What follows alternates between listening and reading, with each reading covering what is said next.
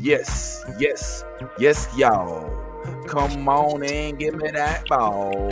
Y'all ain't really know I'm coming to ball. If you really didn't know, I'm finna hit y'all. Cause I tell you like, ooh, want that. Little baby Grogu, what is that? Is your force sensitive? Is you not?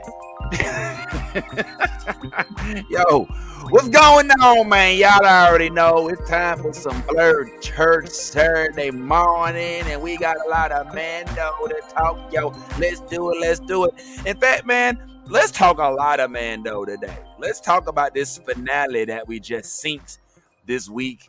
Oh, by the way, spoiler alert. My bad. For those y'all scrolling by. Thanks to everybody pulling up on YouTube, Facebook, Twitch, all of that good stuff, man. Let's discuss a few things. It is good to see y'all this morning. And we want to discuss a couple things. I ain't gonna lie, it's not a whole lot to discuss, man. We did chat briefly about the fact that my man John Boyega may be coming back to get the role that he didn't get before, which is something we was asking about. And speaking of star people starring in other movies, we also had a little debate as to whether or not Kylo Ren would make a good Reed Richards. I don't know, man. I happen to think perhaps. Did you enjoy your 420? I hope so, because it was definitely good for me. At least I think so. I can't barely remember. I was getting a little thing on.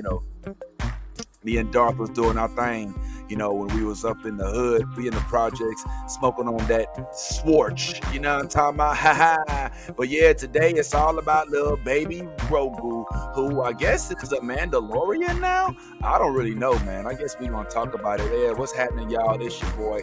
I am, of course, the real Vince Taylor, and I am back live in the Spider-Man cave. What's popping, y'all? Al, showing love to Grogu, and we are joined live with Yazzer. We got that high. We got nothing. Steph is in the building. Hey, Tyrone is somewhere off in the island doing some old salsa, merengue, bachata, something somewhere down in San Juan, buying up all the tourism stuff. And this is obviously the new Blurred Order. Let's do it, boy. I love the new Blurred Order. You should too.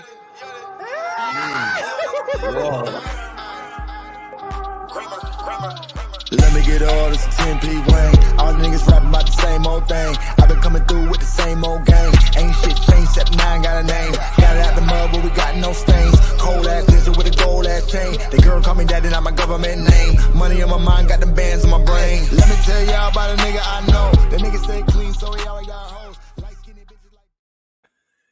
All right, man. So it was official. The season finale hit, man. And let's just keep it real. It was definitely a finale, and it felt finale'd. I ain't gonna lie. It was a lot of stuff going on.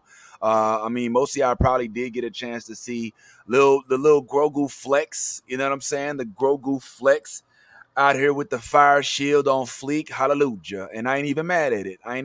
Even though he took him out. It took him out for a little bit, man. But I just want to holler at the at the Blurred Click, man, and just see how we felt about everything, man, because this week's episode was definitely action packed. There's no doubt about that. But I'm curious as to how we all thought about it. So I'm gonna go ahead and put this up right quick.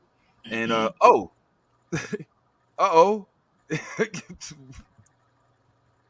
What happened?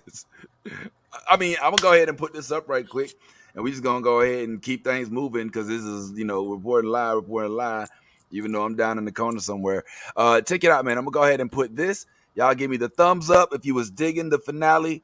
Give me the thumbs down if you wasn't really feeling it, and then give me the meh if it's like, all right. You know what I'm saying? Let me know. I'm gonna take this down in 3, 2, 1, and damn. Yeah, okay. We got a unenthusiastic thumb. We got Yaz with the thumb up. We got Ty, bad Ty with the hand up, kind of like me, I guess. So it sounds like we might not have. It don't look like nobody was really like, I don't see anybody like, kind of like we were when it first came out. Nolly, you look determined. Is she froze? Oh, she is. Okay, whoops. All right, man. Internet on a nighttime basis is real weird. So what? Before we lose Nolly for whatever reason, man, Nolly, what's your thoughts on the season finale? Uh, I felt like there were so many questions left. Like, why they call the episode? Hell yeah, hell yeah. Me too. Nah, we missed. Hey, say it again, Nolly. Say And it there was again. just too much going on. There's Yeah, too much yeah, going yeah. on. It was There was all a over the lot. place. There was a lot. Mm-hmm.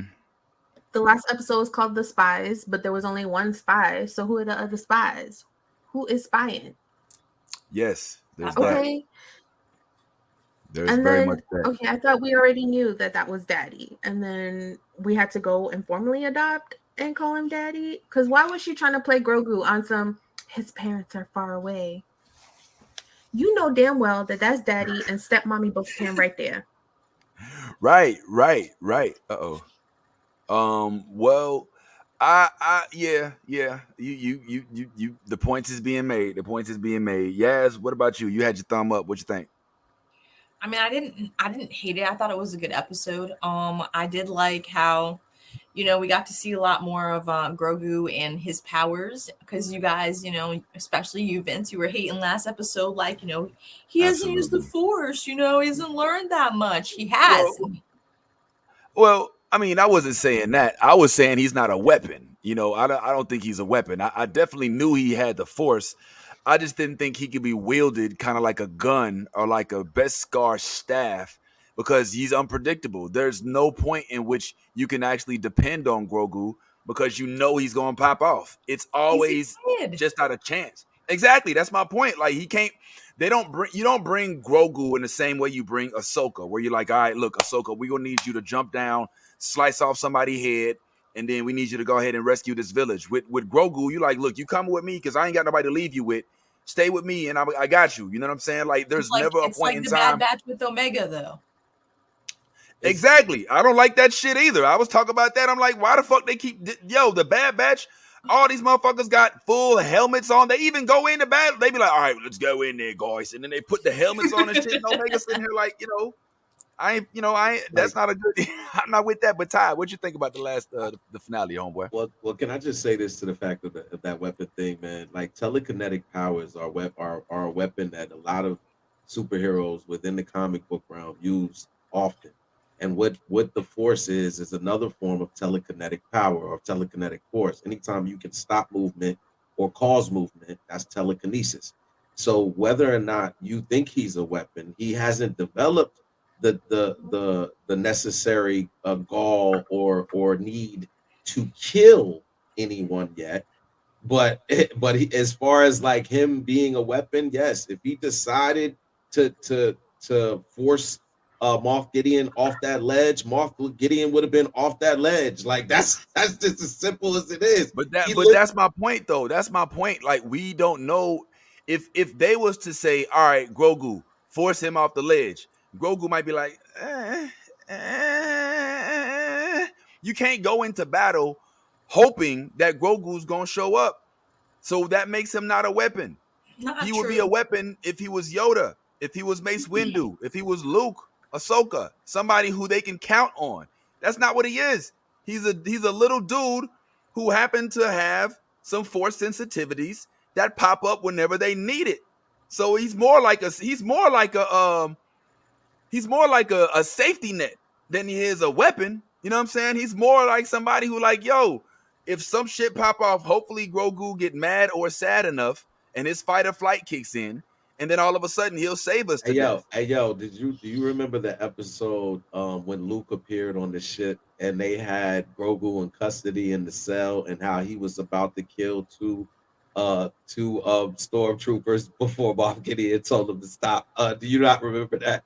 Do you not remember that in that episode that he literally was using the Force and was killing the two stormtroopers, and Moff Gideon was like, stop? You don't remember that? He was throwing them all. He was throwing them all across the room and everything. You don't remember that? When they're sitting there making the battle plans, and they're like, "All right, we're gonna drop from the sky. I'm gonna have the darksaber. I'm gonna lead everybody into battle. We're gonna sit. I'm gonna fight I'm gonna rip some shit up, and he did all of that. At no point in time was they like, all right, step 3, Grogu, you're gonna use the Force and such, because they can't, because they don't know if he's gonna be able to do it or not, because he cannot be counted on. He's there as a honorary member of the clique because ain't nowhere else to leave his ass because he's too important to just be left alone. He's not there as a weapon. We did this already. Why are we relitigating this? Like we already did You this. sound mad, bro. That's all I'm saying. You sound You just keep on you talking about sound him. hella mad. He's not a weapon. I'm not relitigating this with y'all. No, but you just keep talking about him as though people are using him as a personal weapon. When I never introduced him as a personal weapon, I said he is a living weapon, which I still stand upon, because anytime you have powers that are outside the norm, and you can be that at any point you can be unlocked and change into something more powerful than what I'm talking about right now. And that's what I'm saying as far as a living weapon. What you call it, and I use the example of Winter Soldier. Winter Soldier, until you unlock him with a password, he becomes deadly. Otherwise, he's just a walking around thing. So what you're saying is no one's told Grogu to go kill, and that therefore he's not a weapon. What I'm saying is that if ever at any given point Grogu decides within himself to make that decision to kill, he could have easily in that moment pushed Moff Gideon completely off the edge of that thing, and he would have died. Like, that's what I'm saying, and he's been able to do that throughout the show. I'm not saying that they want to show him as a killer because he's still a fan favorite and a little kid's favorite toy. You start taking the little favorite toy, and he starts killing people. Then the parents now are like, "Hold up, you're not playing with that toy anymore." So it makes sense. He's a weapon like Jean Grey was a weapon. She doesn't know how to wield her powers, so you cannot depend on her. The same way she could fuck you up and your enemies, she could fuck up the team too, because she can't be Man, I'm not doing it. We did this shit already, man. I'm not doing this shit right now. God damn it. Steph, it's good to have you back. God damn it. Yo, please tell these motherfuckers that Grogu is not a weapon. He's a goddamn sidekick. He's there for moral support and because they don't got a car seat to keep him in, and it's illegal on Mandalore to keep your child in the car. I mean, he did fight things. He did force stuff. Oh God damn it! He wasn't an observer. He was moving weapons out the way and like tripping people. He had an important part in the battle. He had an important part, but he's not a part of the battle plans. He's not like Legolas. He's not like he's 100% part of the plan. You don't remember Din Djarin giving him a speech like, Grogu, we got to do some bad stuff to a bad guy. Are you in? And he was like, yeah. He did. Like he literally was like, yo, my boy, we got to fight. You got my back. And Grogu was like, cool, let's go. Grogu literally said he was ready to do hood rat things with his friends. Yes. And he broke his suit, so he was a little upset. You know what I'm saying? Literally said that. I heard it. Since he was trapped in a room with 3 cigarettes. He was trapped in a room with 3 Praetorian guards who just had killed Paz Vizsla last episode, and he survived. Not only did he survive, but he survived long enough to get help. And once help came, he became help because he then was able to help Din Djarin defeat those 3. He was laughing at them, dodging them. Yeah, at jumping away. Can we talk about how bad that looked? Is it just me, or did it look like they was throwing around like a pet? Like the Grogu you had in your lap when Yvette Nicole was here looked more realistic than Grogu that was on the joint, dog. But it is what it is, man. Can we also? All right. So we starting this off a little bit fast. This is also, we can get back into this, but I did also want to bring up the fact that this was the week of 420. You know what I'm saying? I know we can't all talk about it. Damn, precious. You know what? We'll edit that part out. I just wanted to talk about my experience with 420 because I had to perform at a spot that was supposed to be, I guess, a pop-up or whatever. You know what I'm saying? And it was like a weed flea market. It was completely ridiculous. I never hotboxed a building before. It was a building that was like you walked in and it was just like as a smoker, I was offended. I was like, Jesus, like this is too much smoke, bro. Like I didn't come for the smoke. And I'm not gonna lie, I left with a shopping cart full of goodies that I did not come with, that as gifts. Like I'd never been somewhere. Normally, people give things away at the end. It'd be like a sample, a card, a flyer, bro, they's giving away ounce after ounce after I was like, man, what am I supposed to do with all this? You know what I'm saying? What am I gonna do with all this? I literally had to make 2 trips to the car. Didn't call me. You didn't even call me. You didn't. Nah, I still got it. It's right here. I got it. I'm not gonna do. I don't know what to do with all this shit. It's too much. Yeah. I'll be there. The color of Grogu. Like my lungs. You talk about smoke, man. It was crazy, bro. So I just want to shout out my man Ballhead and them, man, that invited me and Jacoby to the smoke out, bro. One thing is not easy to do is make a bunch of stoned ass people laugh out loud real hard because they don't have the energy. Look at Ty. See, you saying, look, literally on cue, like that happened. How'd you spend your 420, big bad Ty? I'm still spending my 420. What are you talking about? I mean, I did what people do on 420, which was indulge in all type of organic,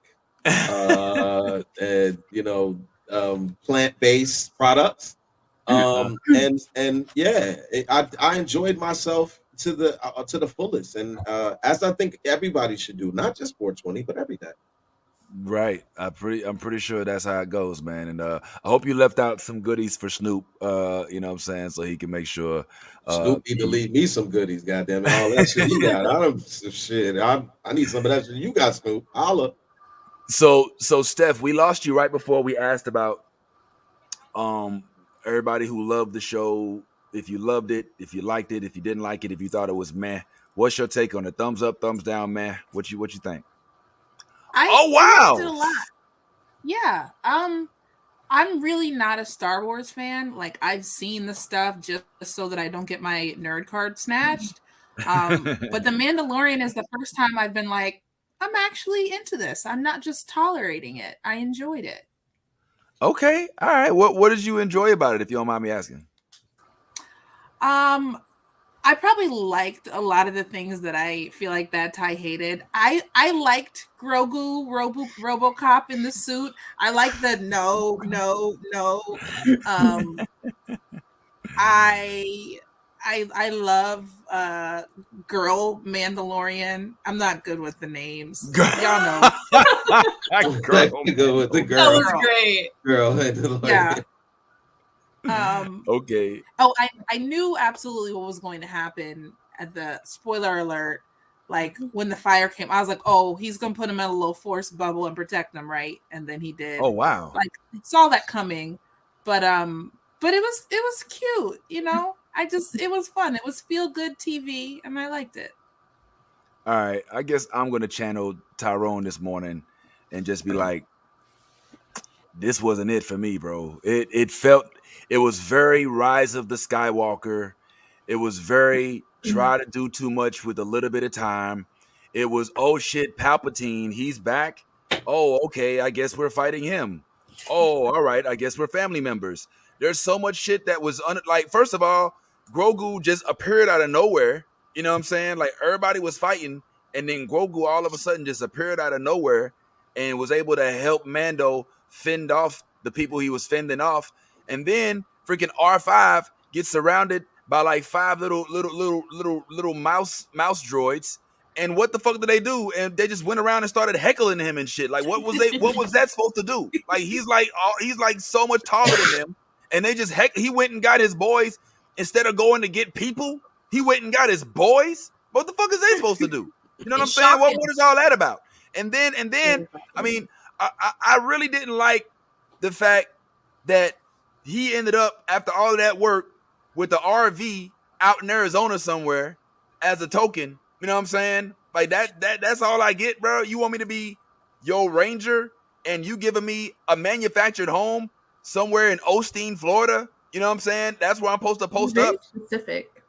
Yo, I mean, you know, I'm sorry, my bad. I'm calling it as I see it. You know what I'm saying? I didn't like that shit. I'm gonna keep it real. I was enjoying the return of the moth, but and then it was gone just like that. You know what I'm saying? It was too much happening at once. I'm with Nolly on this. It was too fast, too furious. You know what I'm saying? And I just wish that they had. I mean, I'm not gonna lie. Like I started off this series high off of Mando, and I ended it with with my high completely blown. The dark saber in the all Oh this my shit god. about the Oh my dark god, saber Oh it my got god. and crushed. That Moth. was crazy. Now Moth No. has no superpowers. He has The no suit. force. The suit does. Yeah, The suit. Oh, The Beskar. suit. right. It wasn't just the Beskar. They like one of the things that they were trying to do, and what he was saying was they're incorporating a whole lot of different technology from different places. So we're taking Beskar, we're taking stuff that maybe was part of the Vader suit and stuff like that. Like things from wherever they're going and getting stuff from. But that I'm with you. That whole scene, it killed it for me. That was the ultimate. I was like, we have gone the entire almost two entire seasons of them talking about this dark saber as though it is the end all be all, and this man just crushed the dark saber like it was absolutely nothing. First of all, I've watched a lot of Star Wars movies, if not all of the Star Wars movies, and I have yet to see, actually never seen anybody crush a lightsaber until that thing. Am I wrong? Has anybody else crushed a lightsaber? Nope. Throughout I've all of never the seen nobody. Never I've never seen anybody crush a lightsaber. So you're crushing. Not only are you crushing a lightsaber, but you're crushing the rarest of lightsabers in the dark saber. So look, and he just crushes it. Oh, there goes the dark saber, and it looks like a piece of So I tin have metal. a theory. I have a theory about that. All right, so we saw them completely destroy that room full of clones, right? Remember I asked you like a couple episodes back. I asked you guys, when we saw them, like, did you see who was in there? Because I saw that they were like, the same person, but it wasn't like apparent who it was. What if that was a clone, like Moff Gideon? That Moff Gideon was a clone with force inside of him, and it wasn't the real Moff Gideon. You see what I'm saying? So they killed. Already, like, remember he said, he was like, they were almost done, like, you know what I'm saying, like, because technically he would be the only one that they have, you know what I'm saying, and like that, like, so he would have to use his own DNA and stuff like that, to replicate it and stuff. So I don't know, that part kind of like just like threw me a little bit. I wanted to get you guys' perspective on that. I like where you're going with this, because I had the same thought. I didn't think that was a clone that was talking, because if it did have the force and still got killed that easy, then that's a weak ass clone. Not trained. Fair enough. But I don't know. I do agree with the notion that they can easily have a Moff clone resurface at any point in time, because even though they did show the room get killed, they didn't necessarily show all of them dying. You know what I'm saying? And these all, one of them woke up. Yeah, one of them woke up. But did we see them killed, or did we see that water? Because it was water, a whole bunch of water just entered the room. We didn't see anybody die. We just saw water enter the room and then them leave the scene. So it was just a lot of water. So we don't know if they died or didn't die. We don't. But the ship went down and blew him up, though. That's a different. It did go down. It did blow them up, but we don't know whether or not. I mean, the fact that we talk about this, it just speaks to it. Listen, let me do this. Let's take a step back and compare this to the first two season finales. All right, and let's compare it to the very first. If I'm not mistaken, in the very first one, he decided that him and Grogu was going, off, and they was going to do this, that, or whatever. In the second season finale, nobody complained, with the exception of people that was talking about Luke's CGI. You know what I'm saying? And the whole artificial. But the fact that Luke Skywalker, which even after watching some behind the scenes clips, Bo-Katan, the young lady that plays as Bo-Katan, they didn't even tell her. Dave Filoni didn't even tell her that it was going to be Luke Skywalker. She told it was somebody else. It was a faux. What's his name? The dude from the Clone Wars with the mask on and all that. Mm-hmm. So it nowhere compares to how dope. At least the season 2 finale. If I'm not mistaken, the season 2 finale slapped so hard, bro. Like it made you so excited. Luke came back, and so I don't know, man. It just felt very Rise of the Skywalker. It was too much going on at once. They tried to answer every single question. Then Mando goes back to work for the people. He hands over IG. All of a sudden, he's repairable. The whole series, he has not been repairable. All of a sudden, he's repairable. And I guess that's because they found his head in a bar somewhere where the New Republic tends to hang out. What's up, Ty? Yeah, that whole, again, this was just poor writing because an episode ago, we had him again with his hatred towards robots and like I can't stand them, and keeps kicking robots and doing all of that kind of stuff, going back to the old Din. And now here we are in this episode, and it's, hey buddy, hey R5 buddy, I need you. I'm depending on you, buddy. Okay, buddy. All right, thanks, buddy.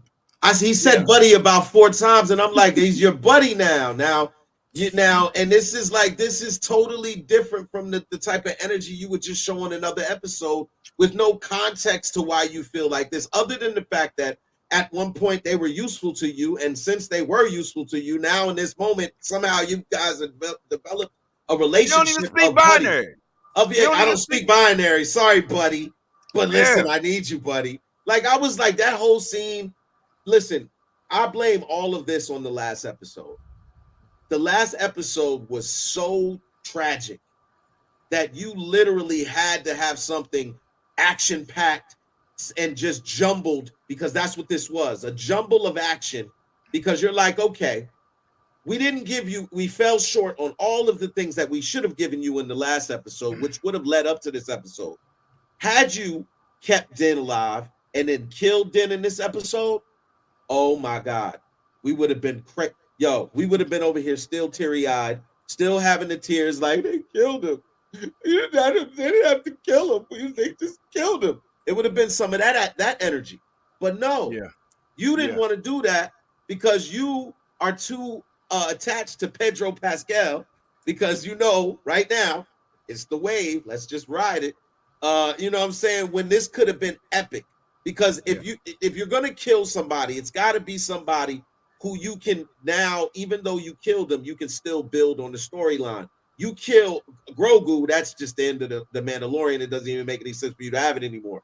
But if you kill Din and you go back to now Grogu is still performing as a Mandalorian under the Mandalorian set, but now he's going on journeys instead of Mando. He's going on journeys with Boca. You know what I'm saying? Or he's going on journeys with such and such, or whatever the case may be, because that's all they're leading up to anyway. At the end of this episode, they say, okay, now you have your apprentice. So now, because he's your apprentice, you guys have to journey off into other places and go on different journeys and stuff. So that's what we did all of this to do, to go on journeys. All right, well, cool. You could have killed Din. Can we talk about how easy it is to adopt a child in the Mandalorian clan? Like, there's no paperwork. You know what I'm saying? No judge, visit? No social worker, no background check, no background check at all, no financial decree, parenting classes. Just I adopt the Grogu as my. Well, then I declare you Din Djarin. Like, he could have adopted all the kids. Goddamn, this Poppy Parlo. Oh shit. Oh well. I don't know. Go ahead, Steph. Go ahead. I mean, I feel like there may be more technical pomp and circumstance to it. Everybody knows that Grogu is basically Din Djarin's son. So I think it's fair to consider that perhaps there usually is more of a process required, and they just were like, all right, y'all already there. You just say the thing, you good. We don't got to do the background check. This is your style. And possession is 9/10 of the law throughout the universe. So I mean, he's had him pretty much 3 seasons. He's your kid. But she said these ain't even your parents. You know what I'm saying? We got to find your parents. He was like, fuck the parents. I'm the papa. Like you said when we did I'd be the pappy. You know what I'm saying? I was like, all right, fuck it. I guess you'll be the pappy.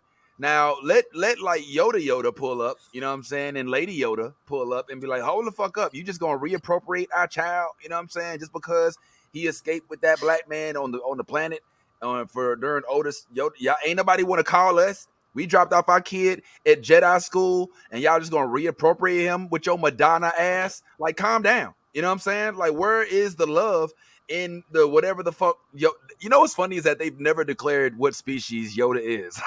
Like they have never declared that. That's one thing they have steered clear of. We know about the malls. We know about everything else. What we don't know is whether or not a Yoda is a thing. We don't know what it is. You know what I'm saying? They still haven't designated it. Yeah. It's Yoda and Yaddle are listed as unknown species. Literally. That is one of the only things in Star Wars where there's no name for their species. It just remains unco. And also, can we talk about the fact that he is now like Tar Vizsla and walks the way of the Mandalore, but is force sensitive and is not even able to speak at this point? You know what I'm saying? Like that's a phenomenon. But all this shit happened, and then they showed like, it's like the opposite of the last installment of Lord of the Rings, where there was like an hour worth of finality. You know what I'm saying? Like they closed off, like there was like 3 different finales in Return to the King. You know what I'm saying? And in this one, it was like IG-11 becomes the marshal. Mando has a new job working as a undercover Fed. And a crib, by the way. And a crib. And a crib, and a little 1 bed, 2 bath. You know what I'm saying? You know what I'm saying? I mean, freaking Bo Katan has no saber. The one thing that I did like was the fact that at the end of it, they didn't have the army that they had in the beginning. Like I like that the dude crashing, Wolf crashing the ship. I kind of dug that because I was like, these Mandalorians is too powerful, man. I did also like the one bit of shine and grace with old boy showing him like, look, Mandalore can grow plants and shit. They're like, oh, for real? Like, yeah, it could grow shit the whole time. You know what I'm saying? Like, I'll take that. But I want to ask y'all this, and we'll throw this to Nolly and then Yaz real quick, and then Steph, if you don't mind. But Nolly, so let's say there's a season 4, which at this point I'm a little nervous about, because this season was a little iffy. It started off strong in my opinion. I know Tyrone hated. He started watching it like, it was basically a Saturday morning cartoon. Stopped watching it and taking it serious. But I liked it up until a certain point. Season 4, what is it about?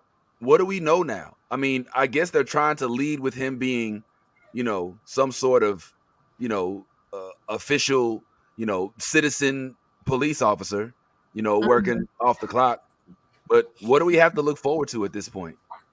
A glorified neighborhood watch series, because what else he gonna do? He out here in these streets working for the New Republic, but not really, but working for the New Republic. I guess, we're going to have to see what happens in Ahsoka and Skeleton Crew because they all take place at the same time. Right. So I guess they'll feed off of each other because the movie is coming out, but yeah, Neighborhood Watch is looking pretty lit. I guess. Yaz, what you think? Yaz? I don't know. I mean, no matter what, people are gonna watch it if it's got Grogu in it. So, I mean, I don't know. I just I'm excited to see who's gonna cameo in season 4. So I'm excited for it. All right. Steph, you have any predictions as to what it is we might be looking forward to? I know Star Wars ain't your jam, but you seem to have taken taken some liking to Mando at least. So I have. So I'll tell you my new theory first. I actually really like what y'all said about where are Grogu's parents? Like, what if they do come back? That would be a fun thing to explore. If they come back, like, actually, this is our son, bro. What are you doing? And then Grogu has to make a choice again about which way is he gonna go. That would be fun. But the thing that kind of stood out to me as a untied loose end is androgynous spy lady and the scientist that she set up as like a, you know, new whatever that she them. Yeah, that's what I'm trying to talk about. These two. What is their deal? I feel like that story still doesn't really make sense and isn't complete. Yeah, it was off-putting, man. Bad tie. I think that her only point was to lead us down the path of there being clones. Like, that was the whole purpose of that entire episode, was for us to understand why, when they revealed that there were clones, why, what was the purpose of Grogu the whole time? It was unnecessary. It was unnecessary. I mean, it was a very pretty episode. I love Coruscant. You'll never get me to complain about Coruscant. It's one of my favorite planets, other than Hoth and Tatooine, and maybe the Dagobah system. But I mean, it seems very filler. She came and she told Grogu, and Moff, that the Mandalorians have reunited.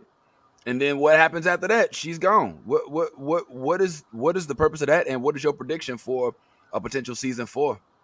A lot of that, like I said, a lot of the writing did make sense. I think the intention was to show that the Empire was still, alive and in with, in the places that you least expected them to be. I think that was the purpose of that whole scene with her, killing in essence, killing the doctor and erasing his mind and everything like that, because they had, in essence, stolen the necessary knowledge that they needed to clone. So that's why you saw the multiple clones already being housed and manufactured in the forge. One of my predictions is this, right? I feel like this is the Mandalorian show is the glue that ties the universe together. And I think that what you'll see is them driving around, going from the world of Boba Fett if they decide to continue to do that. They'll go to the world of Ahsoka if they, if and when that starts, you'll see it pop up there. You'll see them pop up in all of these shows that are manifesting within this universe, just because Grogu is such a huge mechanism within this whole universe. He is the most loved, most entertaining CGI effect that we've ever seen. He's not CGI. Was he a puppet? Yeah. Was he a puppet? Yeah, he's like a puppet. Yeah. Well, he's the most entertaining puppet we've ever seen, and we've all fallen in love with him. And there's really not much he can do wrong. So you want to continue to have him in the mix wherever you can put him in the mix, and that's how you move forward. This season was definitely a filler season.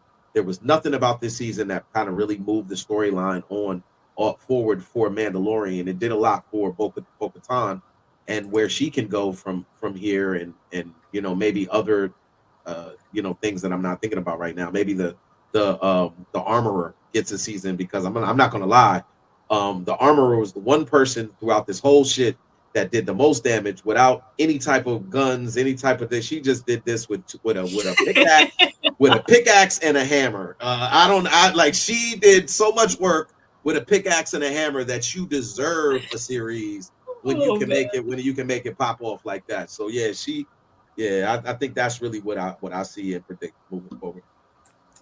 I will say this: they did successfully bring Bo-Katan into the mainstream fold from a live action standpoint. They have broadened the Mandalorian universe, so to speak, by making Bo-Katan much more relevant and prominent, almost to the point where I damn near think that her storyline was more important than than Din Djarin's in this series. I think that this was the Bo-Katan story. It was the Bo-Katan song. It was the rise of Bo-Katan, and I'm here for that. I would watch a series, based on the whole Cosca Reeves and Wolf and Bo-Katan and them going around kind of recalibrating the way that Mandalore works and Mando taking a back seat. And I think then you had like a theory about Cosca Reeves and who she might be or something like that. Yeah, so I think that like Cosca Reeves possibly could be like maybe Moff Gideon's long lost daughter, and she could be like the mole inside, the Mandalorians, and like she could be the reason why everything is, working the way it is. And I don't know, it's just an uncanny coincidence. But yeah, I don't know. I have a lot of theories. Like I said, like he could be a clone, and we just killed a clone, and he could still be out there. It's Moff Gideon, so you never know what could happen.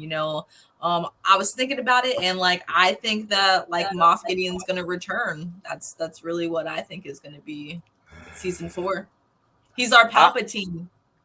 Yeah, God, I'm so mad at that. I feel like the logic bad tie is well, Cosca's black, Moff is black. Yeah, I was like wondering where this is coming from. I was as she was saying it, I was like, well, where is this coming from? What led people to say that that might be his daughter, and because listen, there's no other black people in the universe, and he might just be that he could be her father. Listen, the other dude, the other Mandalorian guy that showed up on the ship could be her dad too. Okay, like just saying. the other only brown people. I don't know what the guy's name is, but what you call it? What the dude of the town? Yeah, I know you're talking about. Yeah, he could be her dad. You know what I'm saying? Like the Mandalorian dude that just came out of that ship. The dude who took him down into the little spot where they was growing the plants and stuff, man, with the little weed patch. Yeah. The dude, see, that could be her dad too. See, there's so many options. It's not just because of skin tone. Stop it. Season 4, the Black Mandalorian, the Brown DeLorean. We're just it's brown sugar baby. This is crazy. Hey, I have a question real quick, man, because I don't. The only reason that doesn't make sense is because, man. Well, I mean, it could make sense. I mean, it could. But I hate to say it. I hate to say this because I was on the hill, and I was fighting profusely for the validity of me being on this hill. But after this particular season, I have to say that Andor was better. Better. The first season of Andor. Can you speak up? Hey! I said what I said. I don't need to say it more than once. I will say the first season of Andor was better than the third season of Mandalorian. I still put the first season of Mando over the first season of Andor. But in terms of this particular season, this shit took a notch downward, in my opinion, based on the over convolution of this story. It was very simple in the first one. You have a bounty hunter. He rescues baby, gets some sort of what's it called? Moral, fortitude, and then decides to go another way and fight against his creed. But then, he's the next one, then Bim, all of a sudden, in fighting for his creed, he gives up the baby that he loves so much. But this one, it didn't jive like that, man. This was about Bo-Katan. My question for y'all, and you tell me, Steph, is Grogu's appeal going to wear off?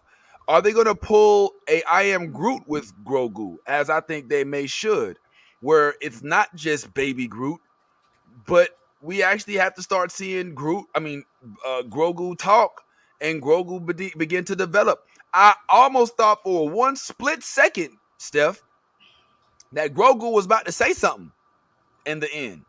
They kind of gave us that inkling, like, oh, he don't even speak. And then they looked at him and he was like, and then he didn't speak. But at some point, does Mandalorian face the unfortunate decision of having to stop riding the coattails of baby Grogu? Because doesn't that at least get a little old at some point? What do you think?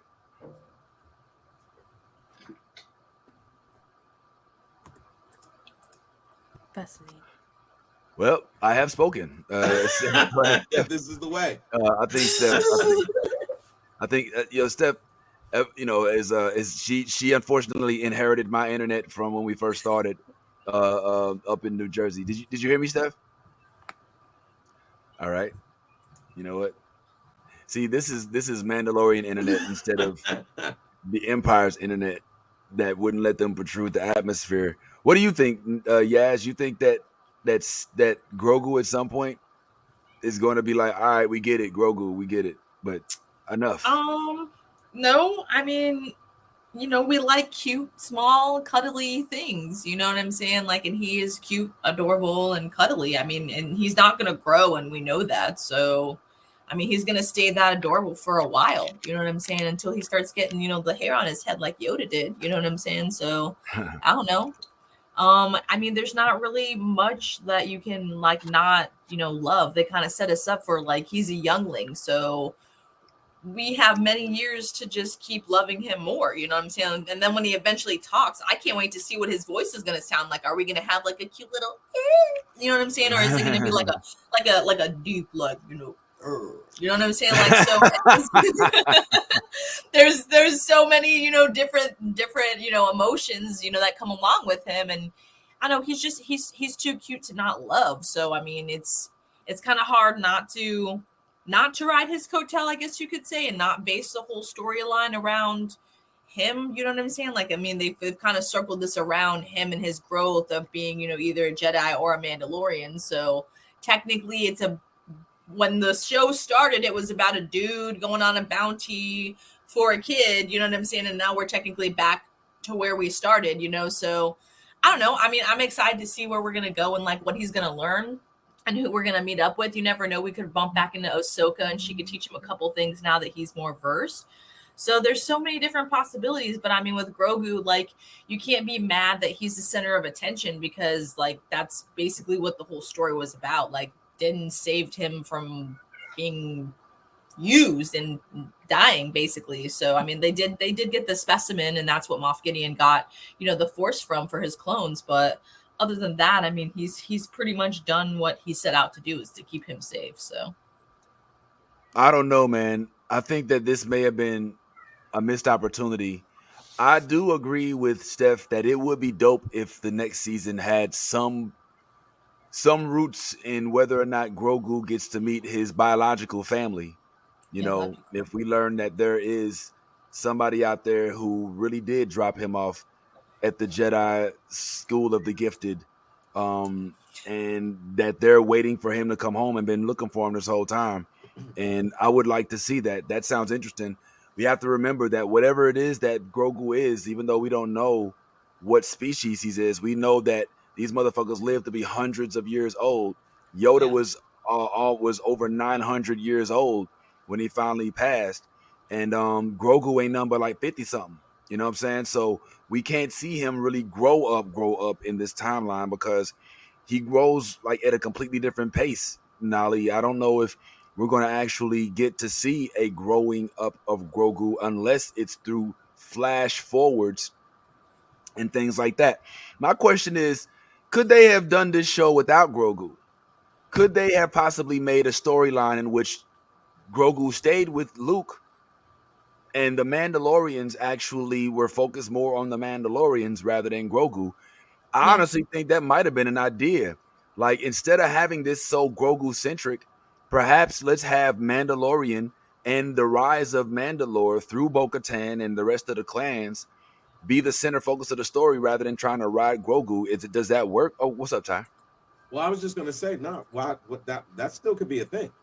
The fact of the matter is right now, again, Grogu's success is why they continue to ride this wave on Grogu. It's because people love Grogu so much. He has not lost his appeal as a cute, adorable household thing. So until he loses that appeal or starts to waver in that appeal, there's nothing to fix. At this point, we know that every show that has been manifested within this universe has stemmed from this show. Like every show that is now coming out has come from this show. So as long as you can still build upon the other shows and have this still be the key ingredient that ties it all together, you don't want to age Grogu too much, and you don't want to bring his parents in. As much as I would love to see that, you don't want to bring them in, because the thing that the allure behind Grogu and Yoda is their rarity, is the fact that they're unknown. You don't want to start bringing and telling too much into that backstory unless you plan on doing a show that is completely revolving around Grogu. And I think that happens when you decide that you can't sign Pedro Pascal to many more years, and he decides he doesn't want to do this anymore. At that point, what you do is you kill Pedro. Grogu finally says his first words when he dies. It's epic because you haven't heard him talk the entire time. He's been like the babbling and everything. When he dies, or when it's that tragic moment and he finally speaks, everybody's gonna be oh my God, you heard Grogu? He was talking and he sounds like Kermit the Frog. Oh my God, I know it's gonna sound like Kermit. So you know what I mean? I'm just saying, in that moment when that happens, that's when you go ahead and you start the Grogu saga, as far as like whatever you want to deem it, as far as growth and how far you age him and everything. I think that Nolly, that perhaps what we may be witnessing is the setup of Grogu to appear in whatever movie this is as an older gentleman, because Star Wars is not completely opposed to showing people progress. We started off with a teenage-ish Ahsoka, and then we watched her get, mature, shall I say, in the Rebels, and now we have a full-grown, completely, fully matured Ahsoka Tano who has her own show. Now, of course, we are understanding that she grows at a different pace than the species that Grogu and them is made of. Mm-hmm. But maybe that's what the setup is. But I don't know, man. I get the sense that at some point in time, the Grogu allure is going to wear off a little bit, and I sense that this Mando series this season may have taken a little bit of a hit as a result of the dependency on Grogu. I think that it was expected. It would have been an off-ramp for them to not have Grogu as much in this series as a result of him being an apprentice of Yoda. I mean, of Luke. And I think there was even a tease, if I'm not mistaken, Nolly, that Luke was having another show at some point in time, and that didn't seem to materialize. So, I mean, what do you think, Nolly, that the series can survive on the allure of Grogu? Is that enough? Nah, what do you because think? Even with this season, I mean, Grogu was there, but he wasn't like pushing the storyline. He was just there. Right. So I think we've definitely hit a point where it's like, okay, well, like what else? Because we got to keep going. There's other things coming out that we got to keep up with.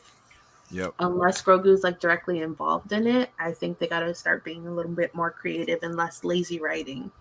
Yeah, man. Oh yeah, that's a definite. That's an absolute. It's unfortunate, man. Yeah. It's very unfortunate. You know what?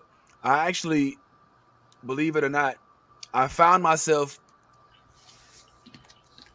eager to see the next season of Book of Boba Fett after this season. I actually found myself like, yo, man, I wonder what Book of Boba Fett's gonna do, because something inside of me says that they got all the criticism, that Jon Favreau and Dave Filoni are still kind of reeling from the way that it wasn't accepted as the way that they thought they would. I mean, let's be honest. You said that this is all spawned from Mandalorian, but I think it all spawned from Boba Fett and the fascinating folks had of him when they saw him in Empire Strikes Back, when he was sitting up there with the rest of the bounty hunters, and he was like, I'll go get him. And we didn't even realize that at the time that he had killed his dad. I mean, well, he didn't really kill his dad. I mean, Mace Windu, the Jedi, had killed his dad.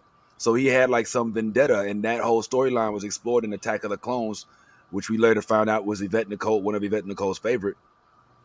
But this is all as a fascination. It comes in part with the fascination of the Mandalorians, and that the whole look of the bounty hunter that was Boba Fett.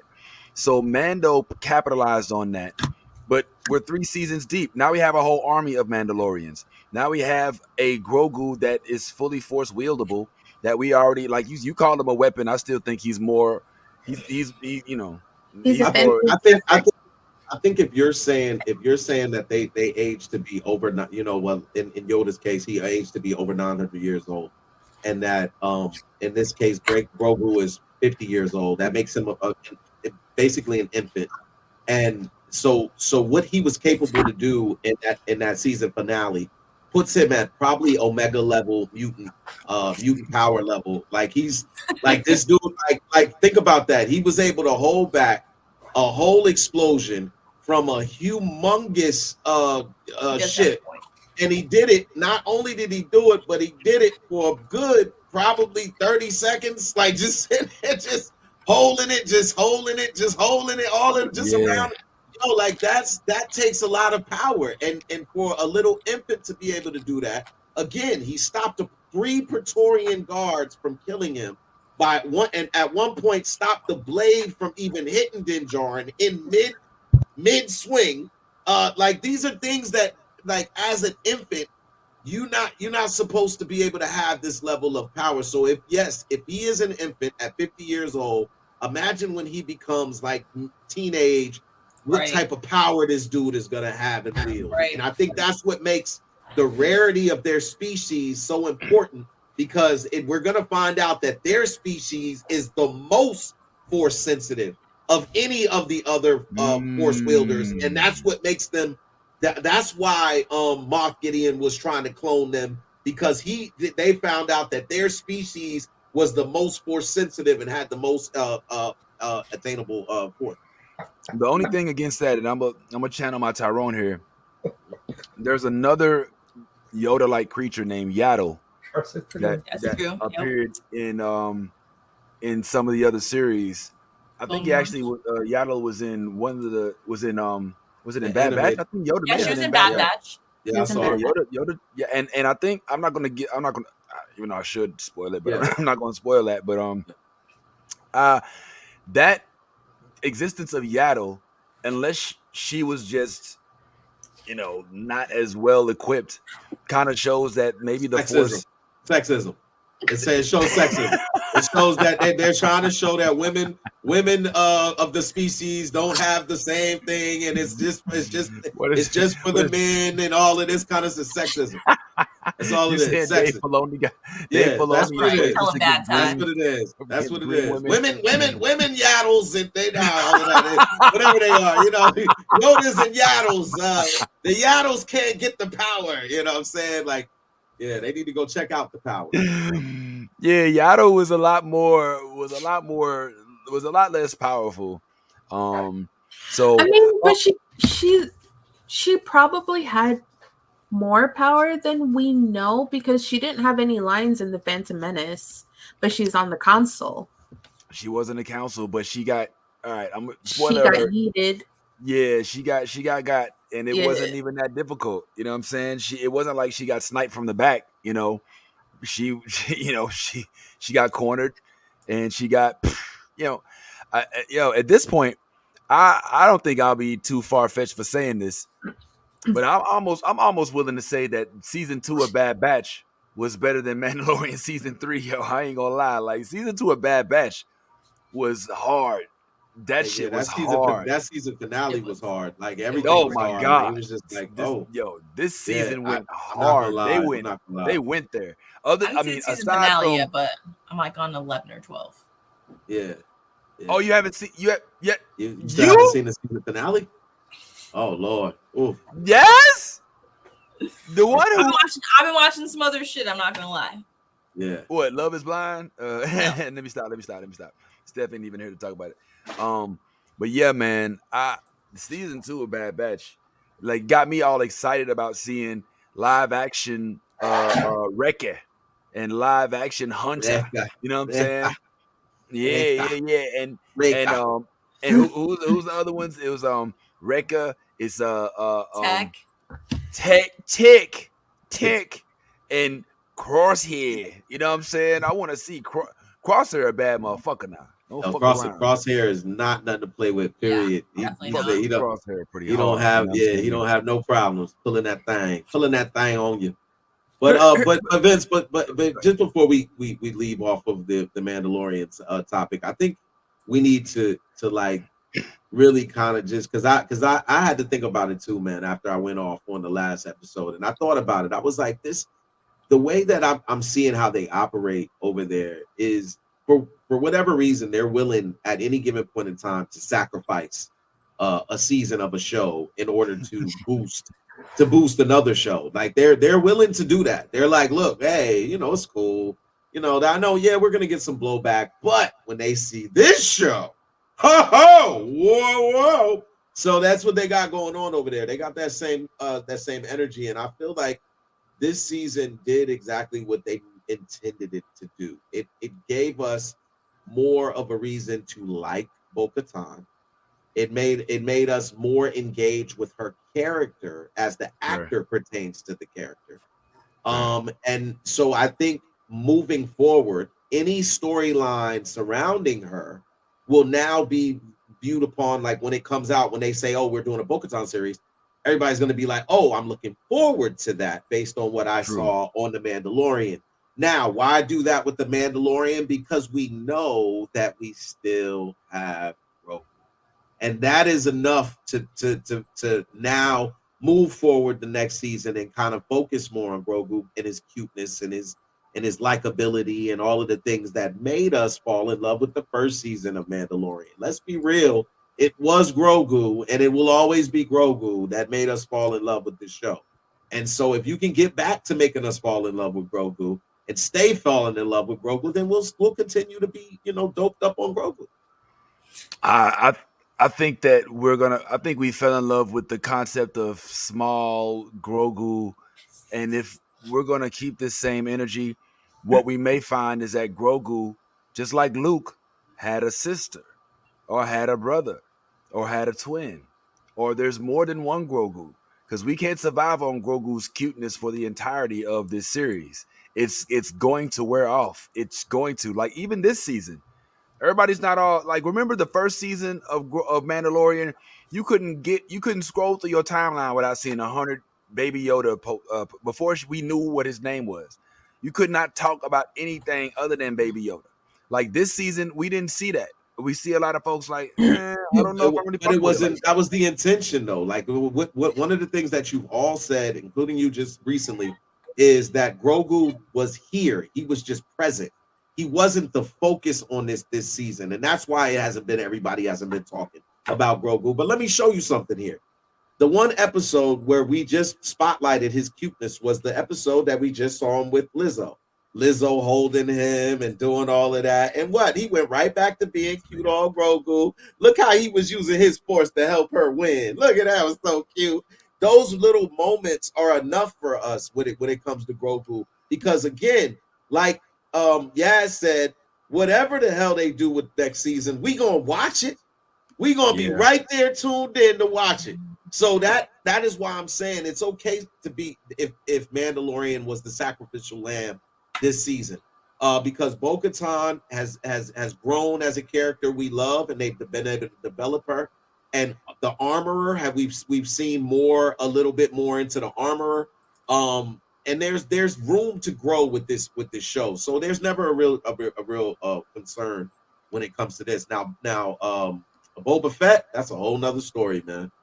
Listen, sometimes I hate when I love the potential for a storyline, and ever since what's his name said that he would like to see Boba Fett's season 2 centered around the search for Mace Windu and him wanting to hunt him down for killing his father in front, like not just killing but beheading this nigga right in front of him in style, like that concept has not left my mind. Like, that's all I want to see now. Samuel Jackson saying, oh, you pulled up on the wrong one, motherfucker. Ready with a dual-wielded grape lightsaber, just ready to go ahead and slice off the next neck or whatever fucking Boba Fett want to pull up. Okay, Vince. So I get it now. So you're saying the next season should be the final season of Boba Fett. Got you. Got you. No, that's what's up. That's what's up. No. I'm cool with that. If next season is gonna be the final season of Boba Fett, cool. Because there's nothing. No. There is nothing in the Boba Fett that I saw in season 1 that leads me to believe that he is going to survive a fight with Mace Windu. Not anything. If Finnick is there, he will. Well, there's Finnick, and he's got the Power Rangers. I was going to say the Power Rangers. Yeah. listen. You know how I feel about. He's got a Rancor. He's got the Black Chrysanthemum. You know what I'm saying? I mean, he might have a whole troop, man. And let's not forget, this happened when Boba Fett was a child. Boba Fett is not only grown, but he old now. This dude got a whole, he got a whole beer belly. He got a whole city on his side. He's the mayor of the north side of Tatooine. I forgot the name of his city and shit. It's not Mos Eisley. What was it? It's Mos something Alias. else. Man, Mos Def. Whatever. But I'm interested in seeing what happens with Boba Fett now. Because if Boba Fett the bar for Boba Fett is so low that it just has to not be as bad as the first season. Unlike Mandalorian, where they set the bar so high and it rode that bar for 2 seasons. And for the first time, I believe it's taking a step downward. I feel like Boba Fett could potentially have a major comeback. I think Ahsoka's going to do very well. I think Ahsoka's going to give us what we wanted out of what Ahsoka looked like my kind of show. You know what I'm saying? Ahsoka looked like my kind of show. It's given lightsaber, force wielding, Jedi. Don't play that. The best that they can get with regard to violence in terms of the Jedi, in terms of the Star Wars world, which is, other than the first Star Wars, a non-bloody violence. So I'm here for that. Good choreography. I just want to see good choreography when the fight scenes come, and if I can see that, I'll be absolutely happy. But as far as Boba Fett, I don't agree with you. I think Boba Fett was so utterly terrible that it's going to be hard to convince a lot of fans to even take the time out of their day to even sit down and watch it, and that's a problem. Now that's a problem because as much as I like Finnick was way more of a popular character on that show than the man whose name the show is after, and I never can really feel like that's going to be a show that I want to watch when I'm really watching for the other characters, not you. I don't want to ever see him come on screen, honestly. I'm just like, let me see the Black Chrysanthemum, let me see Finnick, let me see even the little biker gang that he has. I'd rather see them. I don't want to see Boba, because when I see him, what I see is an elderly man holding on to stuff. And I've already seen you in all the fight scenes, and you were terrible. And it's like that's the part for me is like Boba Fett was his name and his allure rings bells, but when you actually see him in person, he's he's underwhelming. It's like, I thought you'd be bigger. I thought you like. How old is your Beskar? That Beskar looks really old. Yeah. I went back and rewatched some of Boba Fett, and I gotta say, it's worth a rewatch. There's a lot of shit that happened in Boba Fett that we're not giving credit to. All right, we got Cad Bane, we had the 2 Hutts, like I said, we had Black Chrysanthemum, we had Cobb Vanth. All right, we got a lot. I mean, look, and then not to mention Mando actually wielded the dark saber, which he did not do very much in this season. He did it well. This is when also, like I said, he got a Rancor.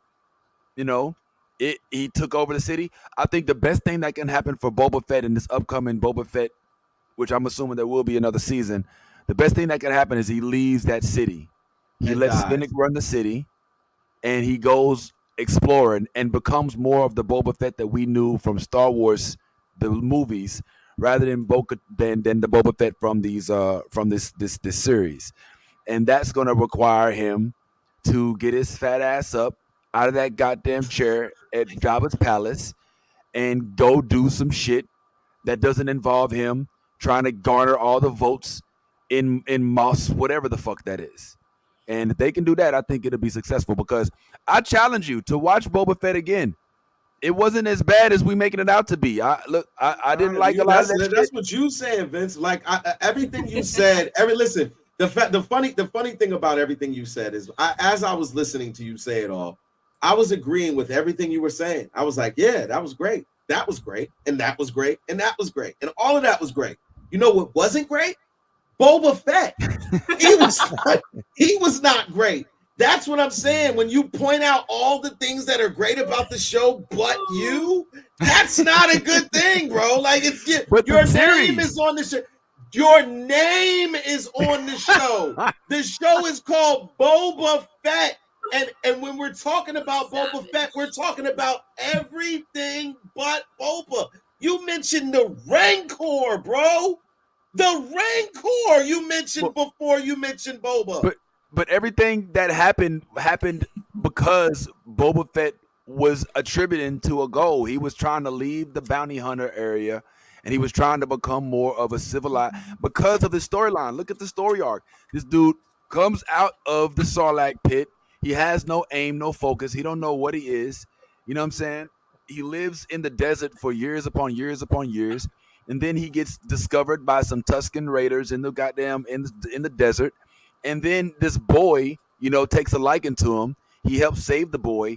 Everybody dies in the village. That's the storyline. That's a good story. You know what I'm saying? Everybody in this village dies. He feels it's his fault. He didn't do enough.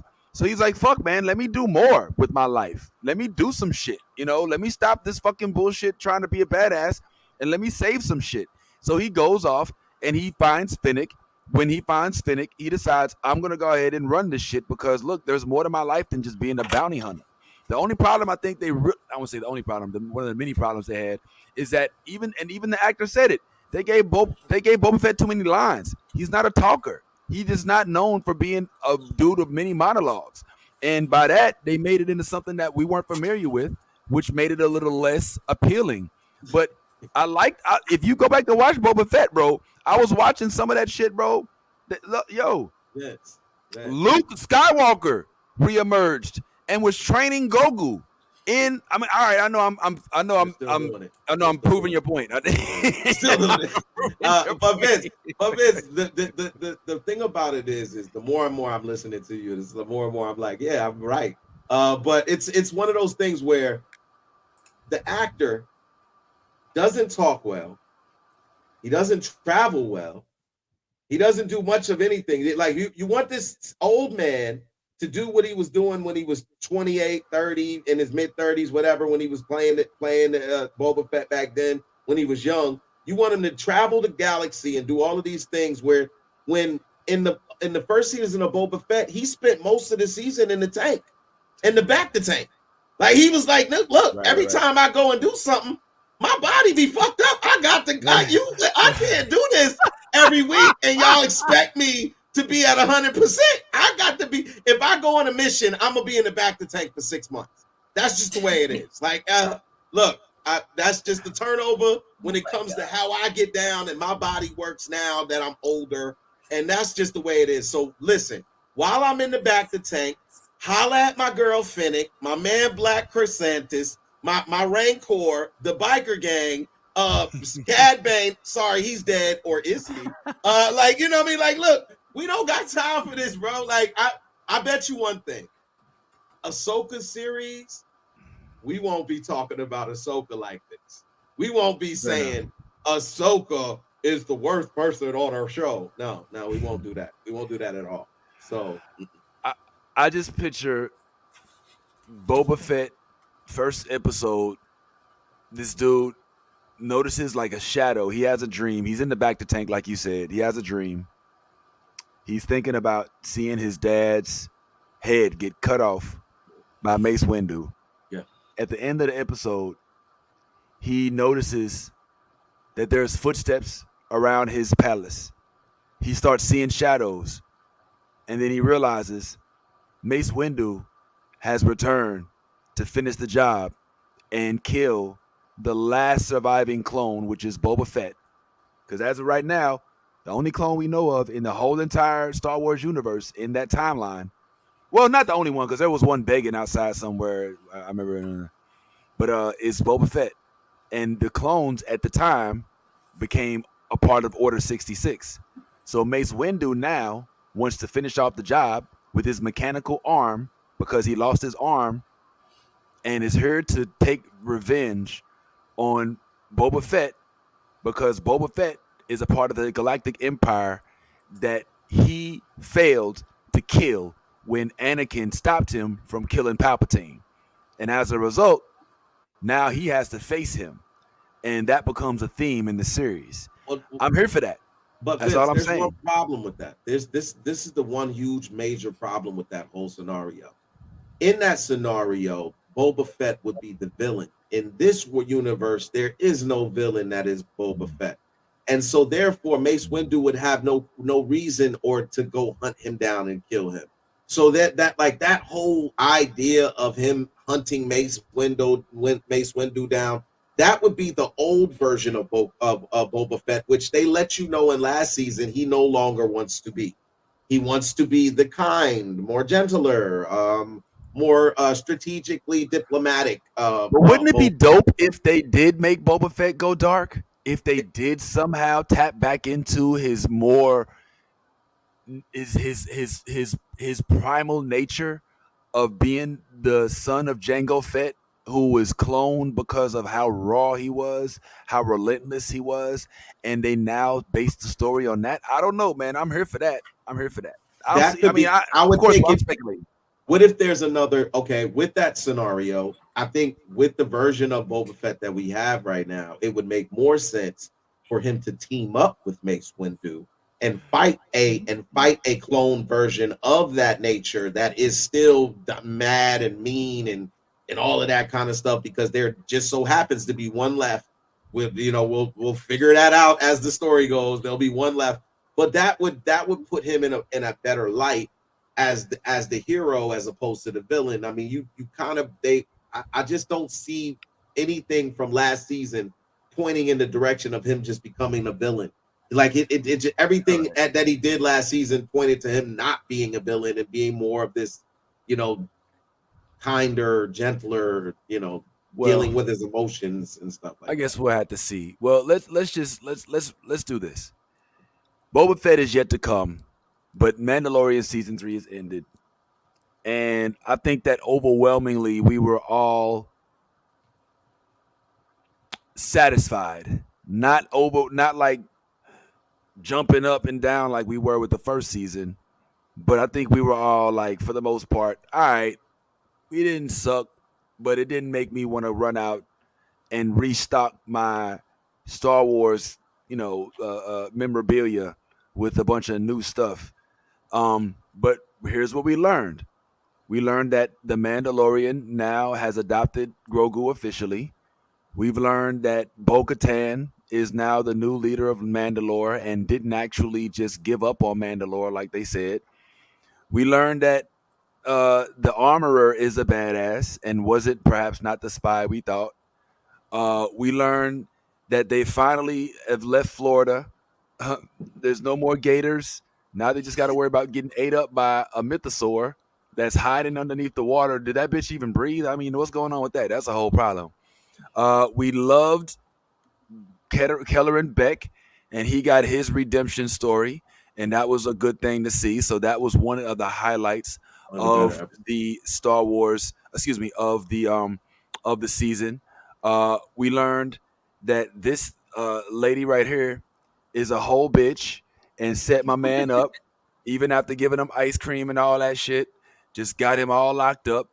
We learned that R5 still exists, and even though he a whole bitch too, he was able to help out in the Cobra Clutch moment, even though he got swarmed by a bunch of droids and shit. We learned that IG-11, for some strange reason, is repairable and was able to be repaired. That Moff Gideon may have a clone or two, or maybe his army still exists if they good swimmers. Who knows? You know what I'm saying? And we now know that the actual Mandalorian army not only has reunited, and not only has some land in an outer rim planet, but also has their whole planet back, which I'm always interested in the fact that a whole planet exists in like a small bit of territory in, of which they tend to fight over it, you know. So now Mando has some time to collect his pension while he does a little bit of greeter Walmart type work with the New Republic, and that's where we are. And there's no more dark saber, maybe no more main Moff Gideon, but there is a shadow empire that is looming in the midst. And even what's his name? I don't know if y'all peeped that or not, but there was a Dave Filoni um, cameo. Remember that dude in the very first season of Mandalorian? In that very first scene, I thought I had uploaded it, but I didn't. So there's that. Oh yeah, and Shredder and and Krang were the stars of the last couple series. So I guess we take away with it what we take away with it. He had the dark saber, he doesn't. She had the dark saber, she doesn't.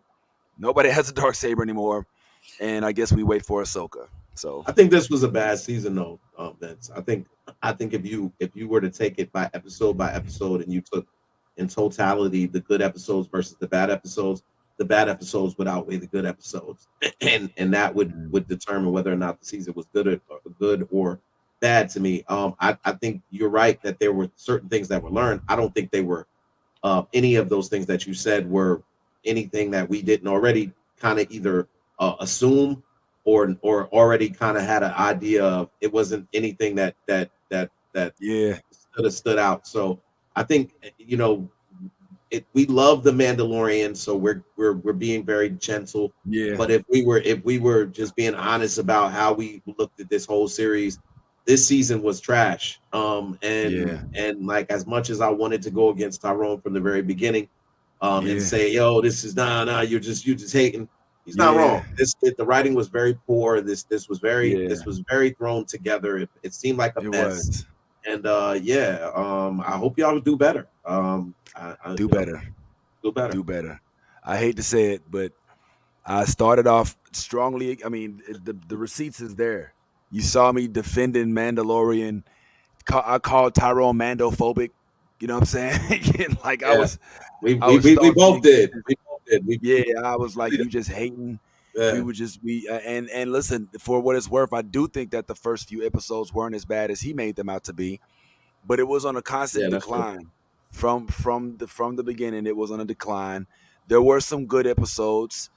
The Kellerman Beck was a good episode. The Kellerman Beck episode was phenomenal. It was worth this season, but yes, overall, this was a half-rated season. It was phoned in. It wasn't given the same level of effort that I think the others were, and it shows. And so we can only hope that Ahsoka comes back and redeems the Star Wars universe in this upcoming series. Because if not, Star Wars, it might be time to just take a little break and let us get excited for something. Because as of right now, it's not looking good. If the best show that you had, the thing that was carrying, there were memes that were saying, Pedro Pascal has been hospitalized for having to carry the franchise of Star Wars on his back. That is no longer the case after this season, unfortunately. And so we'll have to see what happens. I will say this, at the very least, if they do give us if something did come out of this season, it was a very fascinating storyline and story arc for Bo-Katan. That was the highlight of the season for me right now, is Bo-Katan's story. And if that spirals into something new, then I'm here for that, because I'm a Cosper Reeves stan. All right. I can't help it. She's everything. And so I would love to see more of that whole storyline. I want to see the armor. We'll see what happens. I need to see the armor. Go ahead. I need to see the armorer, just because. Like armorer? Yeah, well, just because with Bo-Katan is a strategic mind. She's a very good general. She's a very good leader. Obviously, we saw that in this show. So that stood out for me. But as far as like her fighting skills, yeah, she beat Axe Wolf, but she got her ass handed to her by Moff Gideon. And I'm just like, Moff Gideon ain't no great. He wasn't no great, like, fighter and all of that kind of stuff. But he kind of handed more her. Intellectual than anything, though. Yeah, he was handed that to her. So I was just like, that was a little disappointing. But the armorer, like I said, she did so much work with a pickaxe and a hammer that I'm like, yo, show me that. Show me a series where the armor is just kicking ass with that hammer. It'd be cool to see her training with that, like how she became that badass with those tools. You know what I'm saying? Yo, we could see a series of her and the Sand Warrior, from the first season of yeah. But then he's dead. He's dead. They killed him. Did they kill him? Yeah, they killed them all. No, not the one. Not the one. Yes, not the one. I don't know about that one. Yes, I think so, because he actually walked through the rubble and they showed like his cloak. You know what I'm saying? Like they killed them all, even the kid. Just go back a while. I was rewatching this shit to sleep. Okay. He walked through it and he saw like the weapons and shit. So maybe you're right. Maybe he wasn't wearing his shit. Maybe he's around. But you might be right.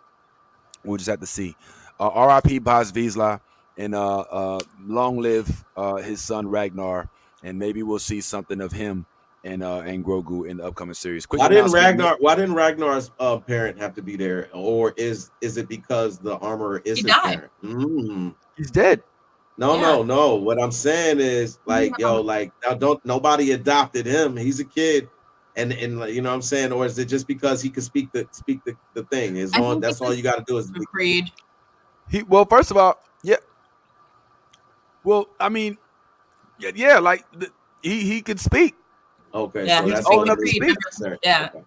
If he couldn't speak, he needed his parents' permission. So yeah, he was old enough to speak. Gotcha. Keep in mind, next week, guys, we have our very special guest, the Mighty Z, who will be discussing the upcoming Marvels movie with, as well as a whole bunch of other things. There's some crazy stuff that went down with Mighty Z and some folks that we might want to discuss with. So just get yourselves ready for that. And also, we may even discuss the prospect of maybe there's been some discussions of Kylo Ren, aka Adam Driver, potentially being Fantastic Four's Reed Richards. I'm here for it. Yes, you're not. So you guys haven't seen 65, apparently. You haven't seen 65, huh? They came out already? Yeah, it's been out. 65 came out. 65 is on. You can literally get it on Peacock. You can watch it on Peacock right now. It's been out. 65 is on Peacock? You can rent it on. You can probably rent it on Prime. Yeah, you probably can rent it. Matter of fact, you can rent it on Prime right now. Okay. Yeah. Wait, I have Peacock. Well, you can watch it on Peacock. I didn't know that. I was going to see it in the theater. I missed it in the theater. No, yeah, you missed it in the theater. It was a reason why you missed it in the theater. It wasn't that good. Apparently, it was exactly what I thought it was, and I'm saying so 65 represents 65 billion years ago. What was 65 billion years ago? Nothing other than the dawn of the dinosaur. Yep. So apparently, Jurassic Park. Apparently, what he is. Whoa. You getting into spoiled territory. Well, this is not going to hurt the storyline. Apparently, he is the first human on Earth. Planet Earth. Okay. I think I heard you, but I'm a act like I didn't. I don't know. Yeah. You get that from the trailer, so it's definitely not spoilers. That's right. Before we go, why are y'all so hating on Adam Driver? He is not Reed Richards. Listen, come on, man. He is a bad guy. He can't be a good guy. He is a bad guy. Okay? How is he a bad guy? Listen, that was one movie. It's not just one movie. It's not just one movie. There's another movie he plays in. It's like this weird medieval movie with Matt Damon. It is super weird. I'm not gonna lie. I saw that. It is very, and it's like, why did they have to keep repeating the scene over? I just like, Austin and I were like, what? How many times we got to see this? Like, you know what I'm saying? Like, we get what happened. It's fucked up. Like, why the fuck do they keep replaying it? So, anyway, it's a movie, and he's the bad guy in it. And everything I see him in after watching that, and obviously, like, he's Kylo Ren, I just can't see him as Reed Richards. I'm sorry. Like, I just can't see him as Mr. Fantastic, being all like, smart, nerdy, sweet. I can't see that shit. I'm sorry. Like the movie that he was like the dad in, and like, like on Netflix. I didn't even watch that shit because I was like, I can't. He ruined it for me. Like, you know what I'm saying? If you don't mind, I think that you have actor detachment syndrome. Like you're unable to see an actor outside of a role that he's played. Like you still think that dude that played as Tim Drake is actually Tim Drake. You won't watch him in anything. I can't with him. It's just his face. He just makes me hate his face. I don't know what it is about him. If I see him at a con, I'm gonna be like, "You suck, Robin." I swear to God, I will totally do that. And I hope you guys video that shit because his reaction is going to be priceless as hell. Yeah, I'm like, Tim Drake sucks. Yeah. Come on, man. You have no idea. Yeah. But it's, all right. But I keep saying, like I said in the chat, I think if you cut his hair, you move it up, you give him the gray streaks and the highlights, you take off his mustache, you give him some glasses, and he's Reed Richards, man. Is there budget for all that? That's like, all right, come on. That's like saying like Leonardo DiCaprio could play that part. No, okay, just let it go. Definitely not. I would never say that. Nah, Leonardo, nah. Just saying. He could be Reed. He could very much be Reed, and I'm gonna tell you why he could be very Reed. He could be very much Reed. But like Reed Richards is also Mr. Fantastic, which is also a very stretchy man. Right. Adam Driver is very tall and very lean. Yes. He could very much pull off, and not just that, but he has the vocal tone for Reed Richards. He has a lot. There's a lot of things that I'm not a huge Adam Driver fan, but I just watched him in 65. And now y'all are talking about him as Reed Richards. No. He could very well play Reed Richards. I think he could be Reed, man. I think he could do it. Stop and just give the people what we want. Who do you want to play Reed Richards? Oh yeah, you're right. John Krasinski should be. Okay, but you know who else would be a good Reed Richards? Ethan Peck. He plays young Spock on Star Trek Strange World. Yeah. I'm watching. Okay. By the way, I'm watching Picard. That's my boy, and that's our boy too. That the dude that plays Spock. Yeah. He's very good. At him. Yeah, very very. He's good. I don't know if I see him as Reed, but I don't know if I see him as Reed. I definitely like him as a character, but but maybe Zachary Quinto, who played Spock in the J.J. Abrams series. I could see him perhaps. You talking about Siler, yeah. As Reed? No. As Reed Richards? No. Maybe not. No. Okay. Absolutely not. Go ahead. You know who could play Reed Richards? And I know this is who could play Hold on. Before I say this. You know who could play Reed Richards? My man from Walking Dead.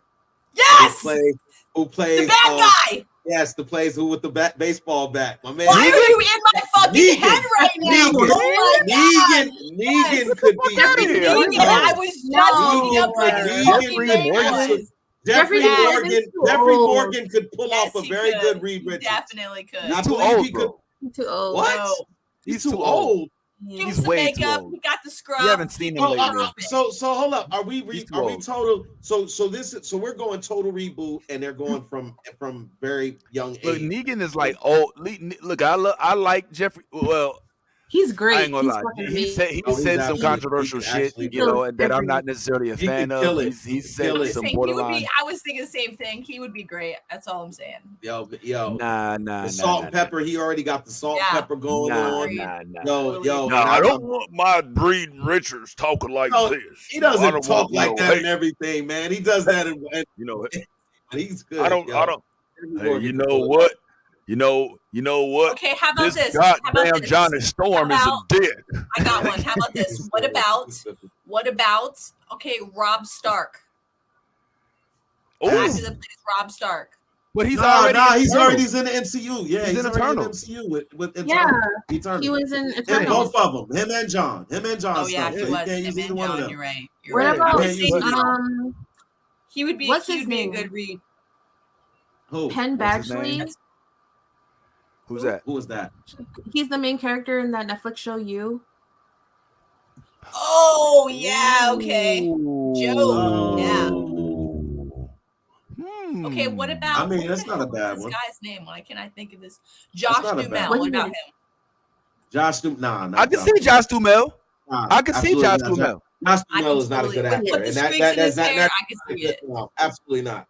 Josh Duhamel is not a good actor. He is not a good actor. He's not a good actor, but I can physically see like Josh Duhamel. Like I don't want to see anybody like nah. Josh Duhamel's been in too many movies to still be trying to get coached. Has he? He's been in like 2 movies. He's like in all the Transformers. Nah, he's not been in 2 movies. Josh Duhamel's been in a lot of movies. Yo, you better look around. Josh Duhamel's. That's why you don't know he's been in a lot of movies. All right. How about Matt Boner or Bomer? Boner. Anybody with the name Boner needs a job. It's Bomer. He already has my vote. He has my vote. Yo, I got it.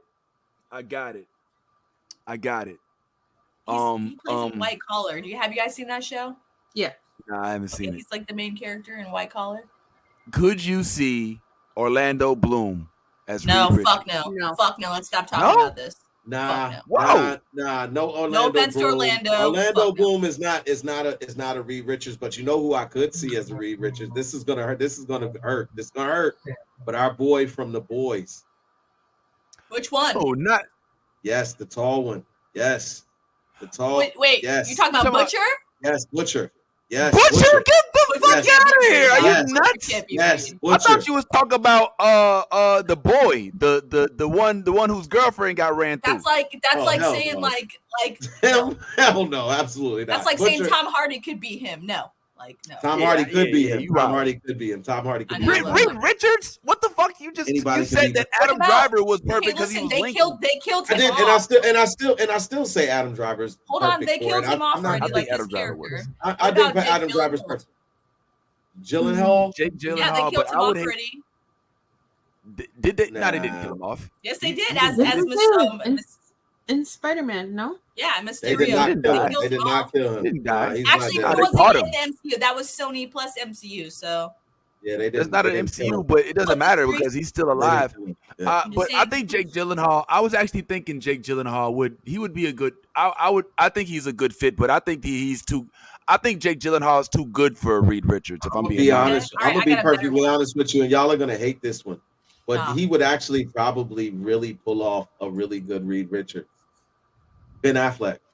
I was gonna say Ben Affleck. No. Fuck no. I was gonna say him. Let's stop. No, you know who I was really thinking though? If we're gonna do like they totally discarded that one. Like, no Ben Affleck. She was like, let's stop. No Ben Affleck. No. Ben would do it though. I think Ben. I don't want him in the MCU. He's a bad Batman. I don't want him in the MCU. No offense, Ben. No offense. It wasn't anyway, bad as a Batman. I'm just saying. So you know who people would be? Arguably say he's one of the best. Well, if we're doing a timeline thing and trying to grow it up, you know who would be a good one? Steve from Stranger Things. He would be a good read.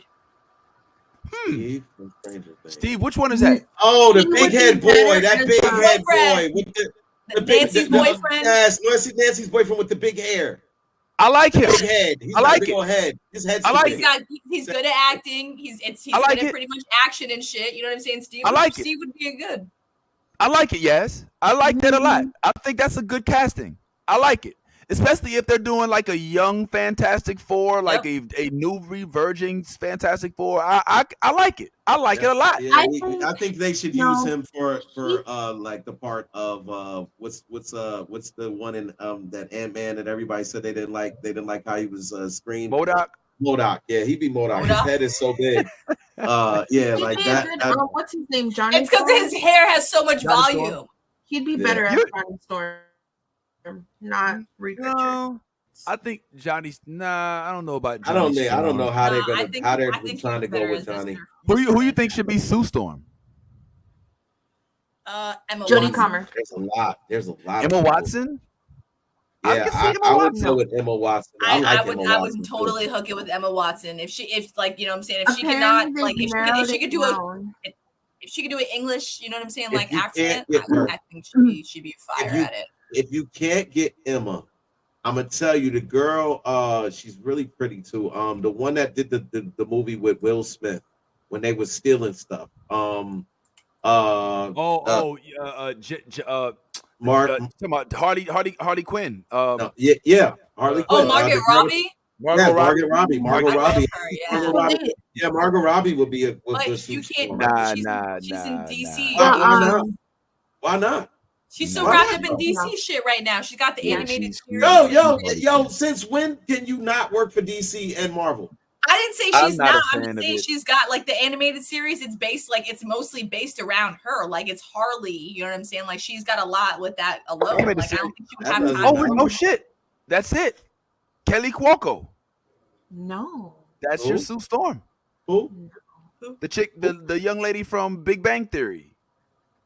No. The one who plays in that series, flight attendant. I seen Flight Attendant. I like her, but nah, she's not my Sue Storm. She's definitely not my Sue Storm. And the only reason I say that is because I think Jessica Biel actually did a really good job. Not Jessica Biel, Jessica Alba. I thought Jessica Alba did a good job as Sue Storm. And so when I look at a Sue Storm, I'm looking at someone who gives me those and gives you all of it in one. Okay, and so that's how about the girl Margot from Robbie. Peripheral, the main chick from Peripheral? I like her too. I can see her. Chloe Grace. Like Chloe Grace Moretz is gorgeous, she's and I like her. She's a villain, not a hero. Okay, so that X's her out. She plays a great villain. X's her out, but well, I mean, if she says she doesn't want to be a hero, she wants to play a villain. I mean, that kind of. She can still. If she wants to do it, she can do whatever she wants. But I like that. Yeah, I like Chloe. I could get on board with Chloe. You know who else? You know who else I could get on board with? And she is so anybody seen that Marilyn movie that came on about Marilyn Monroe on Netflix? You did see it? What's that actress's name that played Marilyn Monroe?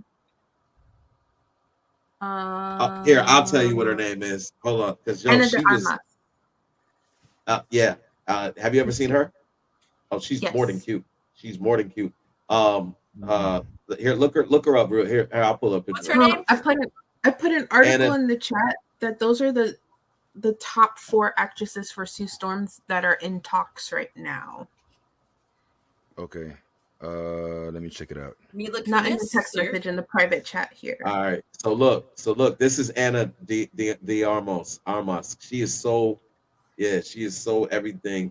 She could definitely be my Sue Storm, or just my baby mama, whichever it comes first. Yo, you wow. Okay. All right, Laura.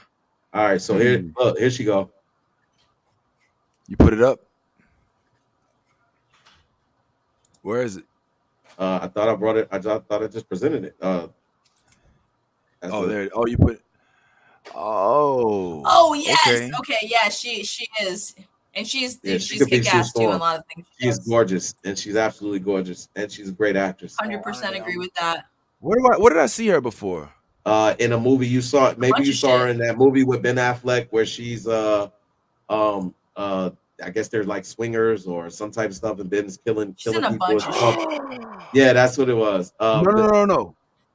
I just figured out who it is. I know who Sue Storm is. Okay. It's Ellie from Last of Us. Oh, you better stop. Get out. Ellie from Last of Us. Bro, if you don't stop and go sit down somewhere, man. Why not? What's her name? Listen, as much as Ellie is a great actress, she is no Sue Storm, sir. Oh man, all right. I'm not gonna lie. Like out of the women that were chosen on that article, I would totally take Mila Kunis. Like she'd be kick ass. So those are the top 4 that are in the final. Mila Kunis as Sue Storm.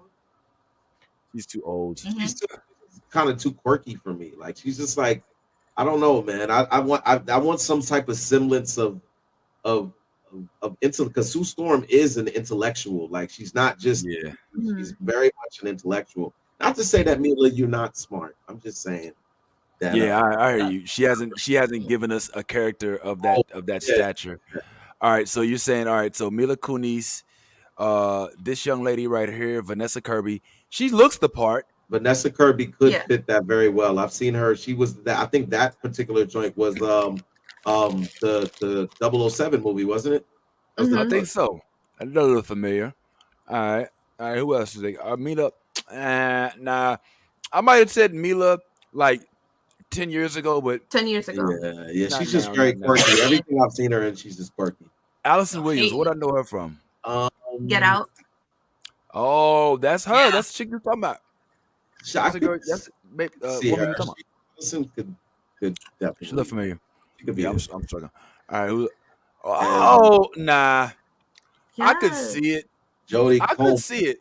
Now, what is else have we seen her? Okay, wait. What about she's Emily in, Clark? Killing Eve. Yes.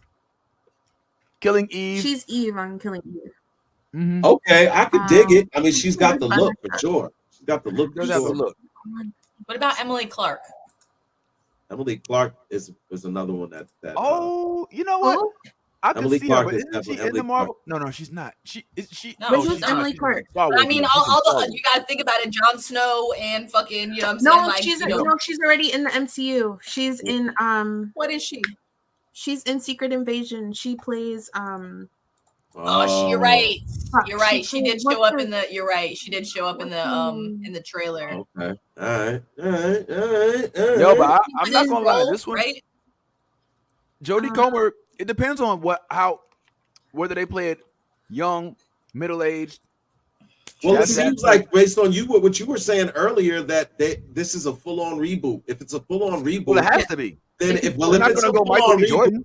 but even with that being said, the first version that we got of Fantastic Four still dealt with middle aged Fantastic Four members. With the Ben Grimm. They were middle aged. They were No. Johnny Storm was kind of like a hothead college kid. Sue Storm was a young one. No, she wasn't. Nah, she was the wife of. She was the wife of. Reed was middle aged. They got married in the series. Him and Russ. I know, but him and Russ. Or not. No, I keep saying Russ. Him and Grimm. Hank Grimm. And the version of Hank Grimm was the guy who played on that show that used to be huge. Yeah, where he's like a firefighter or something. What was it called? I know you're talking about. But anyway, I'm saying that to say that him and Reed and Sue were all supposed to be like best friends. And if they were all best friends, I'm looking at his age as like maybe the commission. There was another one too. He had another one too. The Shield. That was the big huge one. And in my No Ordinary Family, I like that show. Yeah, I did like that too. He had superpowers. But anyway, we're getting out of it. So what I'm saying is, based on his age, I'm using that as like, kind of the balance as far as ages go, and as far as friendships. I'm thinking that would have put Reed probably, because Reed at that point already had gray in his hair, based upon the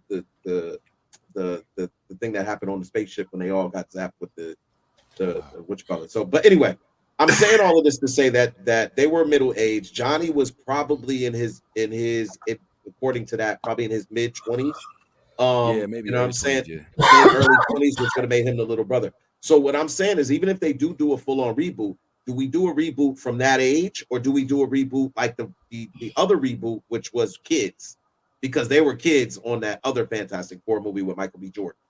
Yeah, I don't know, but I'm still standing by. If they did end up going Adam Driver, I don't think it's the worst thing in the world.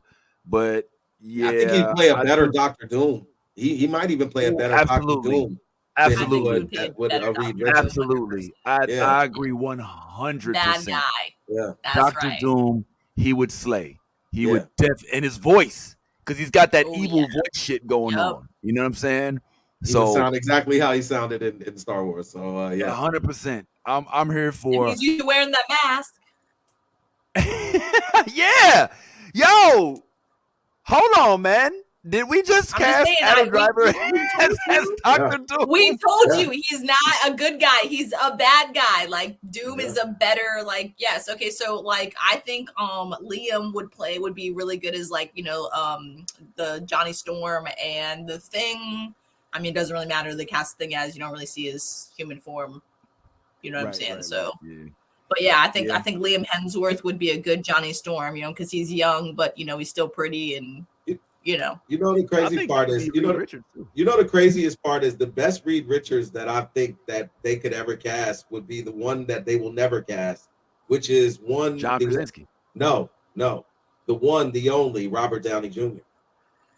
Oh, get the fuck out of here! Absolutely, of course they wouldn't he would cast kill it. him. But that's my point. I'm saying he would kill it as the role of Reed Richards, but they would never do it because he's too old. But I don't know, man. Yo, Robert looked like he aged backwards. He was on some. Nah, you're out of your mind. No, look at the first Iron Man and then look at Endgame come back and tell me. At the end of the day, I take that back. Oh, sorry. I was just gonna say, at the end of the day, I think that the perfect casting as of right now for me is gonna be to ride on Nolly, John Krasinski as Reed Richards, Emily Blunt as Sue Storm. The other brother, not Thor, but Thor's brother. Liam as Johnny Storm, perhaps. Whoever the fuck, insert person here. Maybe. What about his other brother? What about his other brother as Hank? What about his other brother? No, seriously. What about his other brother as Hank? The one that played the one, the chunky one. I think Jonah Hill should play Thing. Oh my god, Jonah Hill. That'd be hilarious. You would love Jonah Hill as Thing, bro. Don't sleep. Don't sleep. Jonah Hill or Zach Braff. I mean, Josh Gad. Excuse me. And then we get Adam Driver to come around as Dr. Doom. As Hank Grimm. That's absolutely not. Absolutely not. Hank is supposed to be angry and like, you know, like yeah, of course he's angry. But couldn't you imagine how funny it would be if Jonah Hill was an angry ass rock? Come on, get the fuck out of here, bro. You love it. Not as funny as Jack Black. Not funny. Yeah, Jack Black would be definitely better. You want to do angry, but you know, like this, like really comical dude. Yeah, all right, Jack Black. Jack can see Jack Black. Jack I can see it. Yeah, Jack is. I think I might go with you. Well, either way, I think we all have unanimously agreed that Adam Driver, unfortunately, even though I still think he could do it, he would make a better villain than I guess he would as a Reed Richards. So we'll just leave it there, man. Let's go ahead and wrap this up right quick. Thank everybody for tuning in. If you watch this on YouTube, make sure you hit that subscribe.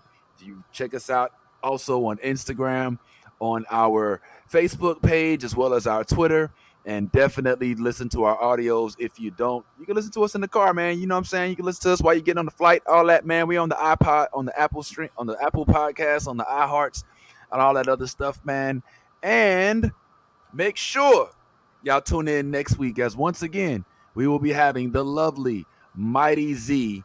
All right. If you check out our page, it's all about Black nerd culture, especially bigging up women of color that are superheroes and represent, which is why we'll also be discussing the Marvel's trailer and the potential for this to be what I think is going to be one of Marvel's best releases this year, possibly outside of Guardians of the Galaxy, which I think Guardians of the Galaxy is about to break some hearts.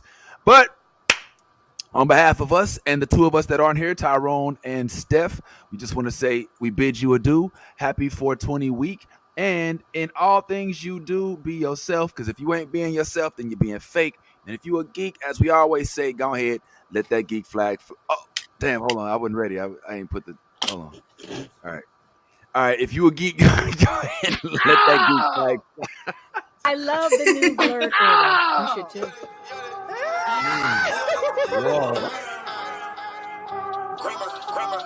Let me get all this 10p Wayne. All the niggas rapping about the same old thing. I've been coming through with the same old gang. Ain't shit